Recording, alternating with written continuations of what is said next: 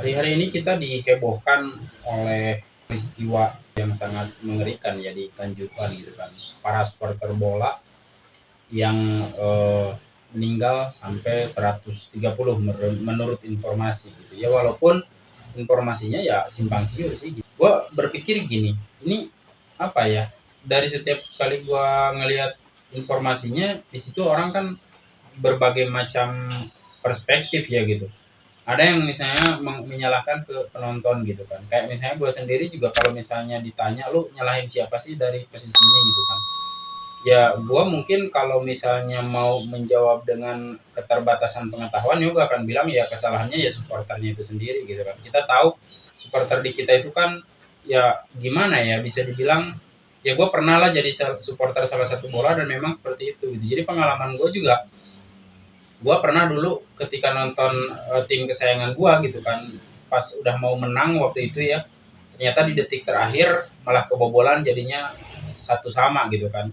Dalam apa namanya kondisi semacam itu pun ngebuat gue tuh lemes banget gitu, sampai bisa dibilang ya gue males bekerja dan nggak mau ngapa-ngapain saking gue ngerasain kecewanya gitu kan. Setelah kejadian itu gue juga ditambah dengan rasa yang cukup kecewa sebagai supporter ketika ngelihat Indonesia dibantai oleh Malaysia waktu zamannya Irfan Bahdim. Waktu itu kan kita diprediksi bakal jadi juara gitu, ngelihat progresnya yang sangat luar biasa di awal, ternyata pada akhirnya enggak. Dan gue sumpah pada saat itu gue sampai nangis gitu melihatnya, karena ya kecewa gitu kan ya. Sejak saat itu gue berpikir ngapain ya gue sampai harus kayak gini gitu kan. Gue harus mulai mencari kesibukan yang benar-benar bisa menghasilkan gitu untuk diri gue kan, semacam itu gitu. Dari situ tuh gue berpikir bahwa ngapain sih mesti kayak gitu kan. Akhirnya gue mulai bisa dibilang mungkin kalau ibaratnya gue anak kecil tuh gue udah mulai dewasa lah gitu kan. Gue nyari sesuatu yang bisa membantu hidup gue di masa depan gitu kan. Akhirnya gue menyibukkan diri kepada satu pekerjaan tertentu semacam itulah gitu kan. Kayak sekarang aja gue mungkin udah sibuk dengan pekerjaan gue gitu kan. Sekalinya gue pengen hiburan tuh ya paling gue sama teman-teman kantor tuh healing gitu kan, pergi ke tempat kayak macam ke pegunungan apa segala macam gitu kan. Kalau menurut gue pribadi, sikap fanatisme yang berlebihan itu sebenarnya bisa kita tinggalin gitu kan. Artinya bukan jadi nggak suka juga sama sepak bola, nggak gitu. Kita tetap suka sama sepak bola, cuman mungkin nggak akan terlalu fanatik gitu terhadap tim kita gitu kan. Karena terlalu fanatik ya itulah akibatnya, ketika kita kalah itu ya kita jadi nggak bisa menahan hawa nafsu, emosi apa segala macam gitu kan. Apapun alasan yang disampaikan oleh orang-orang yang selamat di peristiwa itu juga kan dia bilang ya kami cuma ingin bertanya baik-baik apa segala macam gitu kan. Ya intinya ngeles kayak macam apapun juga ya semuanya udah terjadi gitu kan. Jadi kalau misalnya gue mau menjawab dengan keterbatasan pengetahuan ya mungkin begitu jawaban gue. Tapi di sisi lain juga gue melihatnya bahwa ya itulah gitu kan supporter dan itulah manusia gitu kan. Kalau misalnya mau disalahin ya bisa disalahin juga, kalau misalnya enggak ya enggak juga sih kalau menurut gue gitu kan. Kenapa begitu? Karena kan peristiwa semacam itu, kenapa ada polisi di situ atau ada aparat yang bisa menjaga keamanan para pemain bola dan keadaan yang supaya tetap kondusif, ditaruh para petugas keamanan gitu kan. Nah, para petugas keamanan ini tuh ditaruh kan tentu saja untuk bisa menjaga kemungkinan-kemungkinan terburuk itu, untuk bisa mengantisipasi kemungkinan terburuk gitu kan, maksud gua begitu gitu. Tapi kan peristiwa yang terjadi sekarang itu seperti kayak macam ada yang nyusup terus kemudian memprovokasi dan kemudian akhirnya si para supporter masuk, dan kemudian begitu masuk langsung ditembak gas air mata, kayak ada apa ya, kayak ada faktor adu domba atau apa segala macam gitu. Gue malah curiganya gitu maksudnya. Kalau kita ngelihat dari sisi konspirasi sih ya bisa bisa jadi sih gitu kan, hal semacam itu terjadi gitu. Untuk apa? Untuk menggagalkan kompetisi Piala Dunia U20 di tahun 2023 gitu kan. Mungkin aja sih ada pihak-pihak semacam itu gitu. Nah jadi gue menyalahkan supporter gak sih gitu kan? Enggak sih, kalau kalau gue pribadi gitu. Tapi kalau misalnya mau disalahin juga salah juga sih gitu kan. Kenapa sih mereka nggak bisa menahan diri untuk nggak masuk ke stadion? Kalau misalnya para supporter nggak masuk ke stadion, maka peristiwa itu nggak akan terjadi. Masa ujuk-ujuk ya, kalau orang Betawi bilang si polisi itu nyemprotin gas air mata, kan nggak mungkin gitu. Tetapi di sisi lain juga kenapa polisi kok bisa menggunakan itu gitu. Sementara kan di dalam FIFA udah memberikan aturannya gitu bahwa nggak boleh gitu menghadapi supporter bola itu dengan gas air mata gitu, harusnya kan dengan water cannon gitu, dan itu sudah dijelaskan gitu di dalam aturan FIFA gitu. Kalau misalnya menghadapi para pendemo ya ya mungkin ya itu udah biasa menggunakan itu gitu. Itu pun kalau udah terjadi chaos gitu, kalau misalnya belum apa-apa udah mengeluarkan itu juga satu hal yang nggak bisa dibenarkan dari pihak kepolisian gitu. Tapi di sini salah nggak? Kalau gue sih kayaknya nggak juga ya harus menyalahkan pihak kepolisian gitu kan. Karena ya apapun yang terjadi sekarang udah terjadi lah gitu, nasi udah menjadi aron ya kan. Jadi apa ya? Yang harus disalahkan tuh kalau menurut gua tuh ada 3 gitu ya. Yang pertama pihak panitia penyelenggara gitu kan.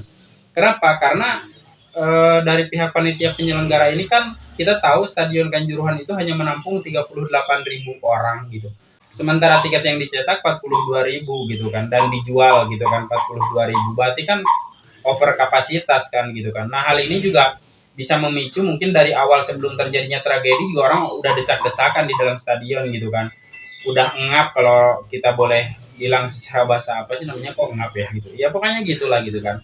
Nah, ditambah lagi dengan semprotan gas air mata dan ditambah lagi dari video yang gua dapat itu memang gerbang atau pintu untuk keluar itu juga dikunci. Nah, ini menjadi pertanyaan juga gitu, kok dikunci gitu kan, apa memang ada kesengajaan dari pihak tertentu untuk melakukan pembantaian atau gimana nih gitu kan. Dan menurut gua pribadi kalau seandainya pintu keluar itu nggak dikunci mungkin korban nggak akan sebanyak ini juga sih kayaknya sih gitu kan. Dan kalau nggak pakai gas air mata ya mungkin yang mati bisa diminimalisir gitu kan, nggak akan sebanyak ini gitu kan. Jadi gua di sini malah menyalahkan dari pihak penyelenggaranya gitu, itu yang benar-benar gua salahkan gitu, nggak kepada supporternya, nggak kepada polisi juga gitu kalau gua sih gitu. Tapi kalau mau disalahkan supporter sama polisi ya boleh-boleh aja gitu, tapi masih bisa dibela, bisa dibilang gitu. Terus kemudian dari PT LIB juga sama gitu, itu juga harus disalahkan juga. Kenapa? Karena menurut informasi dia tuh telah diberikan surat oleh Pak Kapolres gitu, dia bilang apa namanya, isi surat itu untuk apa ya, himbauan untuk tidak menyelenggarakan pertandingan di malam hari. Kenapa? Karena rawan terjadi peristiwa-peristiwa semacam itu gitu, tapi tidak digubriskan gitu kan. Nah, menurut informasi yang gue dapat juga kenapa sih hal itu bisa terjadi? Ya tentu saja di situ kan ada televisi yang menyiarkan gitu. Jadi kayak macam pesanan dari pihak pemilik televisi untuk mendapatkan rating gitu kan. Bisa dibilang gitulah. Jadi ujung-ujungnya ya duit kayaknya sih. Jadi kalau mau disalahin apa sih gitu kan? Ya salahnya kenapa kita doyan duit. Gitu kali ya.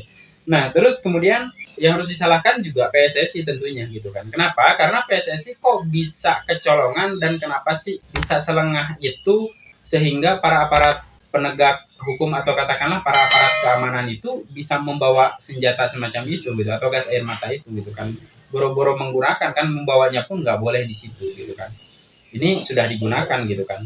Nah, pihak PSSI ini juga kenapa sih gitu, apa memang kurang bersosialisasi selama ini terhadap para petugas atau bagaimana gitu kan. Kan seharusnya yang dibawa itu kalau menurut peraturan FIFA kan water cannon gitu loh untuk menghadapi para supporter itu kalau misalnya terjadi sesuatu gitu kan. Ini kok malah gas air mata gitu kan.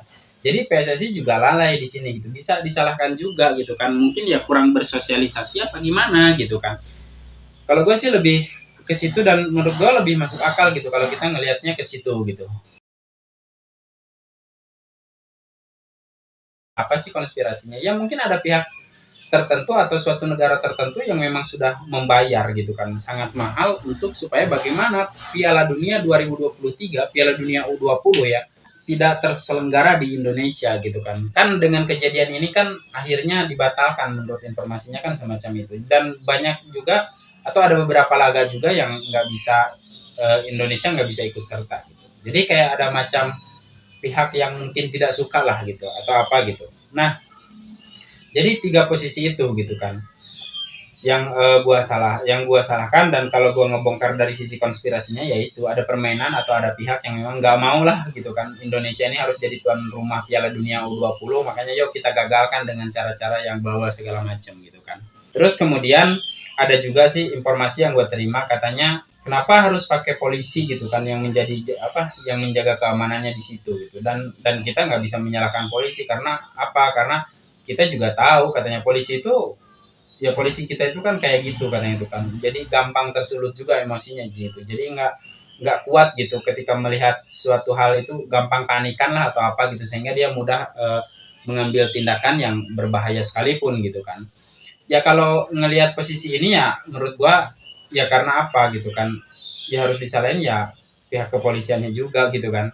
kalau melihat dari posisi ini gitu. Kenapa? Ya instansi kepolisian ini kan kita nggak bisa tutup mata juga bahwa selama ini banyak banget orang yang masuk kepolisian itu dengan cara membayar gitu.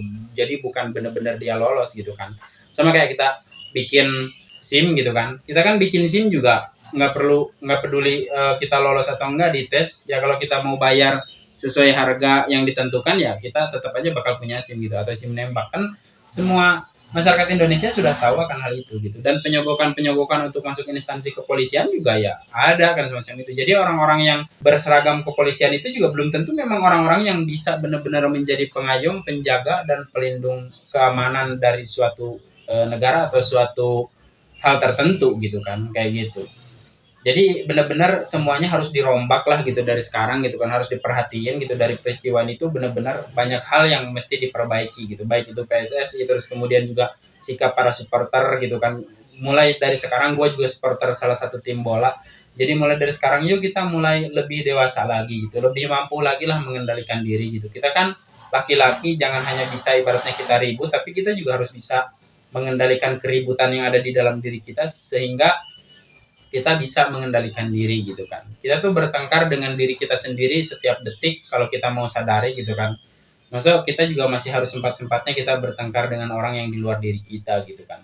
Seperti itulah gitu kan. Mudah-mudahan dengan kejadian ini ada hikmah besar gitu kan. Kayak kemarin juga Kang Andy Peci ya kalau nggak salah ya kan itu yang dari apa bonek ya ketua bonek atau apa sih gua nggak ngerti katanya dia juga udah menyampaikan bela sungkawa dan dia udah datang ke Malang terus bertemu juga dengan orang-orang The Jack juga gitu jadi mudah-mudahan peristiwa ini tuh bisa mendamaikan semua supporter yang selama ini terus-terusan berperang semacam itu alangkah indahnya gitu kan kan menurut salah satu komentar di salah satu akun media sosial dia mengatakan bahwa sepak bola ini harusnya mempersatukan gitu kan bukan malah memecah belah gitu kan kayak gitulah kurang lebih gitu sepak bola ini kan apa ya memang sangat menarik gitu khususnya bagi kita kaum laki-laki kenapa karena di dalam sepak bola itu kita tuh kayak melihat sebuah pertempuran perang gitu ada strategi di situ gitu kan ada perjuangan gitu ada aturan yang nggak boleh dilanggar gitu pokoknya sepak bola itu bisa dibilang olahraga unik yang bagi sebagian orang di situ tuh banyak banget kandungan falsafahnya gitu kan